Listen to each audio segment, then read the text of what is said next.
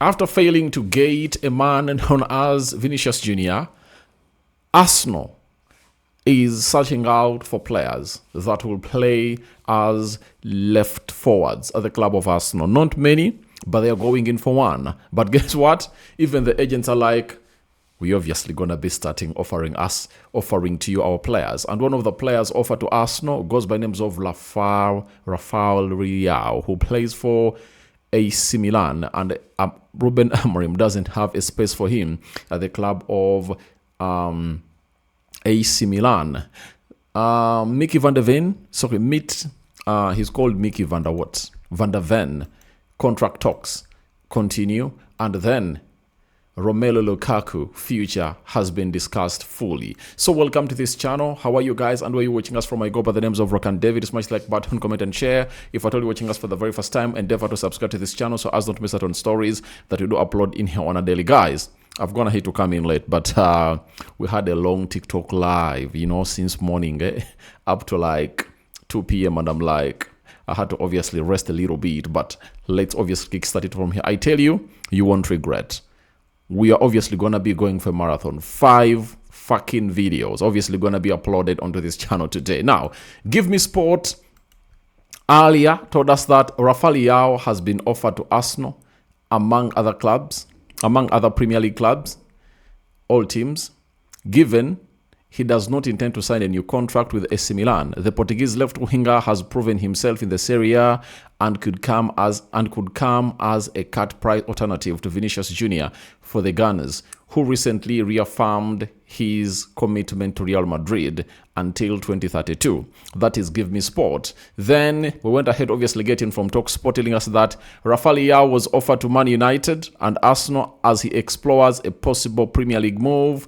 His representatives contacted several English clubs, but none of those approaches were currently expected to advance. Galatasaray, Fenerbahce are interested, with Leao still under contract for Milan for the next 2 years. You understand? Then Jacobs Ben has come out this week, after the deal of Vinicius Jr. never happening. Rafael Leao has been offered to Arsenal, with Vinicius Jr. on the verge of signing a new deal at Real Madrid. Rafael Leao has emerged as an option for Arsenal. You've understand? So Rafael Leao has emerged as a Vinicius Jr. option to Arsenal. Have you heard? Now, Rafael Leao, he's one of those players that is talented, but I don't believe that he has the minerals, the ingredients to be an Arsenal player. First and foremost, where Arsenal is, they now need what we call super serious players. That is it. They need super serious players, and Rafael Leao is not that kind of player who is obviously going to be coming in throughout Arsenal to really be that player who really plays to and fro. When I say to and fro, defend and attack. He's lazy when it comes to defending, and his end product is the best description of a lazy player. His end product, when he's really playing and attacking that left attacking side midfield space, I think he's just a very lazy dude. And that's why you've gone ahead to see a story that he was offered to Arsenal, Man United, and so on and so forth, and they were like, we are not taking him. You get? Now, the question remains, how is Arsenal going to react onto this? Because teams in the Turkey League were interested in him before this Vini deal went ahead to obviously not happen at the club of Arsenal. Now, will Arsenal revisit Rafael Leao? Because the agent of Rafael Leao has gone ahead to offer him to Arsenal, and is like, you've gone how to miss out on Vinicius Jr. Why didn't you take Rafael Leao? He's variable, not for a lot of money. He's not going to be playing for AC Milan anymore. You guys should come in and obviously take him. And that speaks volumes onto where Arsenal is going to be. I tell you, if Arsenal brings in Rafael Leao, I'll be shocked. I'm not one of those who believe that Rafael Leao is going to sign for the club of Arsenal. But in this summer transfer window or in any transfer window, never say never. Anything can happen, you know. At a certain point X, a player looks like he's closing in on a deal. Certain point Z, the player is like, I'm not going nowhere. Or certain point W, the player goes ahead to obviously go to where he wants to go. So, as it stands right now, the side of Arsenal, with its ambitions, I don't think that Rafael Leao is the right player. He has a very good skill set. He can really sit down players and send them back to where they are born. You get? But the end product is really very important. When I saw Zolis playing with the club of Arsenal, his intention is to look out for his number 9. And I first saw it in the game of Girona, and now it was best evidenced in the game of Rio Betis. The goalkeeper plays into the space where Zolis was. Zolis stretches his leg to obviously control that ball, though his first touch was not that great, but the ball was not into his vicinity. And guess what happened? Guess what happened? Instead of shooting the ball in the empty net, he tried to pass it to Victor Gyökeres, though I think Victor Gyökeres didn't give it a very good first touch. So, those are the orders coming in from the manager. Now, I don't see Rafael Leao playing like that, like going in to look out for the number 9 of Arsenal as his priority. You understand? So, it's not that I'm saying he's not a good player. It's not that I'm saying I don't come at Arsenal, but I don't find it a good signing for the club of Arsenal. That is it. He's a good player, flamboyant, good to watch on the eye. But is it what Arsenal needs? I don't think so. The agents are trying to find him a club, and I think he's also pressurizing his agents that please do the job because I signed to your agency. You've been earning money off my revenues, or off my weekly wages. Get me an elite club. He doesn't want to go to Fenerbahce, Galatasaray. He doesn't want to go that side. He wants to play in the Premier League or La Liga. You get? And the first club to snub him was Barcelona. Barcelona snubbed him for Anthony Gordon. Real Madrid have snubbed him for Diomande. And what makes it worse is that PSG are gone in for Mika Götze. And this guy is still there on the market. And I tell you, he can come in through for around 50 or 60 million euros. But big clubs are not really looking at him. What message do you get? These clubs have gone ahead to make thorough research. And they have enough information that doesn't align with what we call the attributes of the left forward that these big clubs really do want. Liverpool wants to spend 120 million euros to bring in Bradley Barcola. You understand? Why aren't they going in for this guy? So, let me tell you, there is no way I'm seeing this guy playing at the club of Arsenal. Donning an Arsenal jersey, it's really going to be hard. But you don't know where the transfer window takes the club of Arsenal. Will they get desperate and they're like, let's get him on? But very soon I'm going to be dropping a video of the top 5 players Arsenal are targeting for after losing Vinicius Jr. After not getting in Vinicius into the club of Arsenal, because it will be very elaborative, and I'll tell you my top 5 players that Arsenal should obviously be bringing in through. On TikTok, we had Mr. London, and we had some conversations in there for you, and people brought their players they hinted on, and I'm obviously going to be coming out to summarize some of those, and I'll be really dropping them down here onto the Rokani Media Football. So guys, thank you very much for watching in through. Arsenal fans all over the world, this is the story of Rafael Leao, and allow me leave the story of Rafael Leao, and let's go to the Tottenham Hotspur story. Now, yesterday, I told you something about Mickey van der Ven. Now, looks like it's happening. As talks were confirmed for a new contract underway, Ben Jacobs has come up and said the following. More on Mickey van der Ven's expected Spurs contract renewal from earlier. Talks positive and advanced, even though nothing is signed. Roberto De Zerbi has played a key role in convincing the Dutch defender to stay. Van der Ven's clear priority has been to extend following Spurs Premier League survival. Nothing in Barcelona or Liverpool links for this summer. Extension talks accelerated after Spurs stayed up with De Zerbi, reiterating to Van der Ven his importance to the team. Spurs hoping to finalize an agreement this month. Now, if there is anyone who is trying to strengthen what we call his defense, it's none other than this guy, known as De Zerbi. He has gone ahead to bring in Van Heck. He has gone ahead to bring in Senasi. Now he wants to keep Van der Ven. Remember, he also has Robertson, who is going to be competing with Udogi on the left back side in there for you. Now, by the time De Zerbi was confirmed, because Spurs was not relegated, De Zerbi went ahead to talk to Van der Ven and told him, you are needed here. I need your services. I see you as one of my left starting centre backs at the club of Spurs. Whoever you're going to be partnering with, don't mind.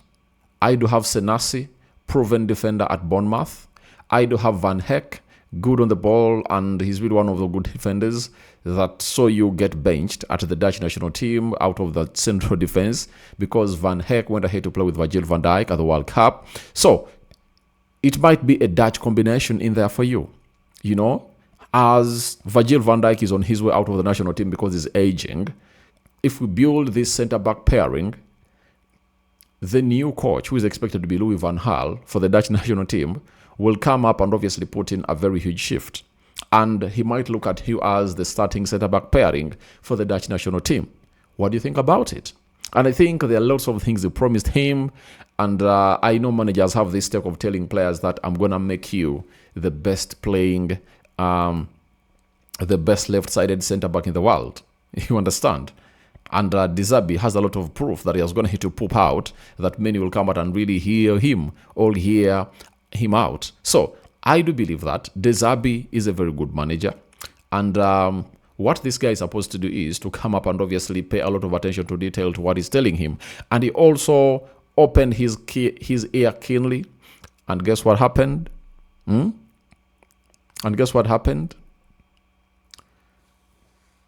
Mickey van der Ven is like, I'm positive. I'm convinced enough to stay at the club of Tottenham Hotspur, and let's wait and see how things are obviously going to be going into the final phase of obviously putting pen to paper. But Spurs is a star-studded side.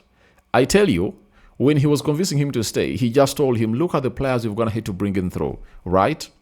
We do have, we've brought in Tonali, who is going to be shielding your back four very well. We've brought in Matheus Fernandes, a workaholic Premier League proven player. That is it.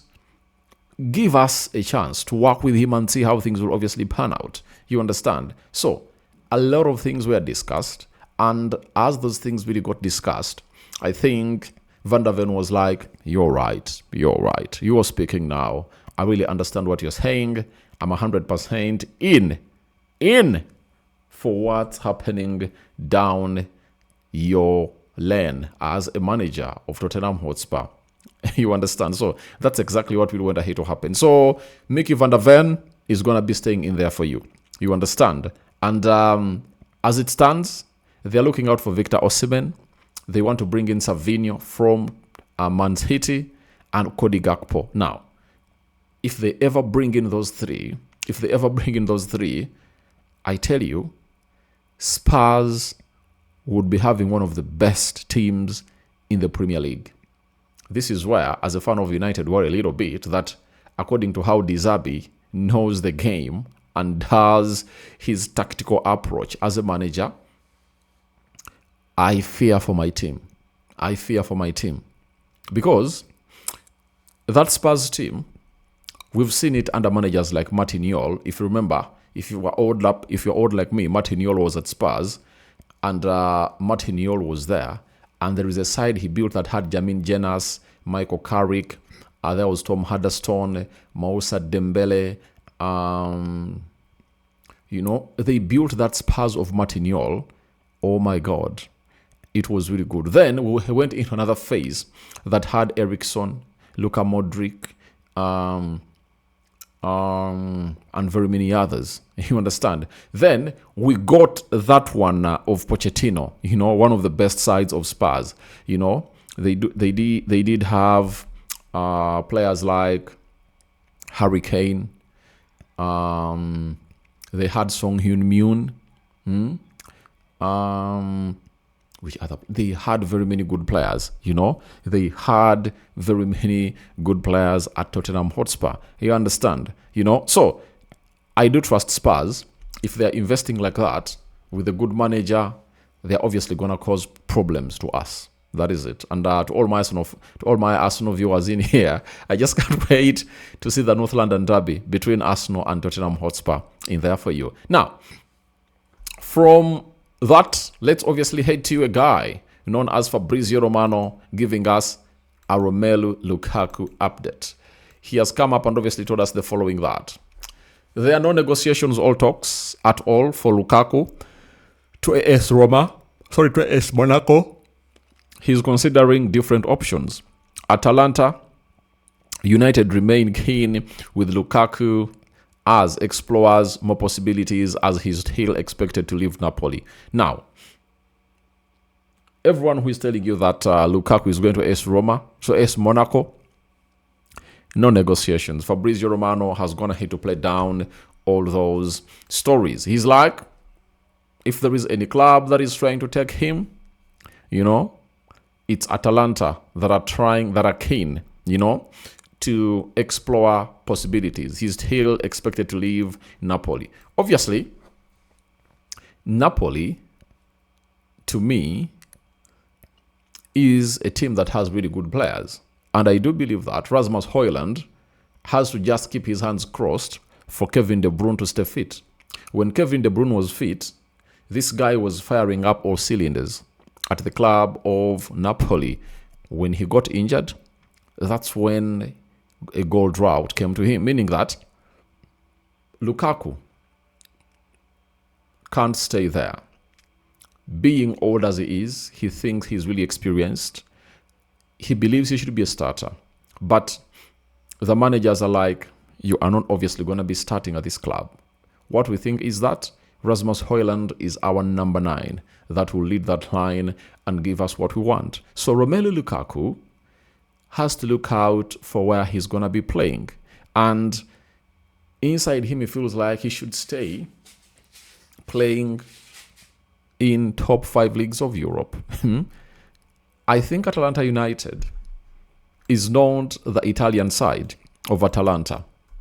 Atalanta United, to me, is in the US. Not so? I think they play in the MLS. So they're like a team that wants to take him. And if at all I'm Lukaku, I think he has done what he's going to need to do. There is nothing more he has to offer to this game in the top 5 leagues of Europe. Let him go to the US and obviously making some money for himself. That is it. Last season, injuries were all over him. And I do believe he doesn't deserve a spot. He doesn't deserve a spot into that Atalanta side. And the only spot is on the bench. Will he allow to be played on the bench? I don't think so. So guys, thank you very much for watching through. Rokani David is my name. Continue to watch our continue to subscribe to this channel. We want to hit 30,000 subscribers on our YouTube channel, and the last time I checked, we had 29,927. We are 73 subscribers less to clinch our number that we've always gone ahead to talk about, and that is 30,000 subscribers on this channel. So please do the needful subscribe. I'm waiting for your reactions into Rafael Leao offer to Arsenal as a Vinicius Junior alternative. What do you think about it? Should Arsenal go all in for the player or not? Mickey van der Ven soon putting pen to paper on his contract that Spurs have gone ahead to propose. Should Spurs keep him or they should let him go? Lastly, Romelu Lukaku. Where should he be playing next? I'm out. Bye-bye.